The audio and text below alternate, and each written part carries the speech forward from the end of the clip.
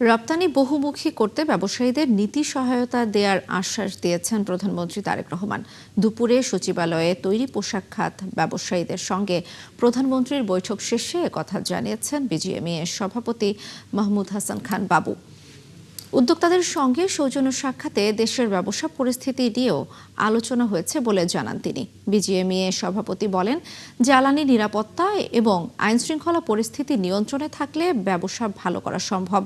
নির্বাচন পরবর্তী সময়ে ব্যবসার পরিবেশ ঘুরে দাঁড়ালেও মধ্যপ্রাচ্য পরিস্থিতির কারণে আবারও কিছুটা থমকে গেছে। ঈদুল আজহা সহ সব সময় শ্রমিকদের পাওনা সঠিকভাবে বুঝিয়ে দিতে নীতি সহায়তা জরুরি বলেও প্রধানমন্ত্রীকে জানিয়েছেন ব্যবসায়ী নেতারা।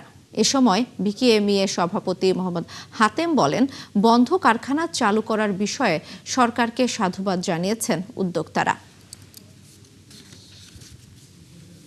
বরঞ্চ জোর দিয়েছি যেসব ফ্যাক্টরিগুলো এই মুহূর্তে স্ট্রাগল করছে, বন্ধ হওয়ার উপক্রম হয়েছে, তাদেরকে পলিসি সাপোর্ট দিলে তাহলে সেই ফ্যাক্টরিগুলো বন্ধ হবে না।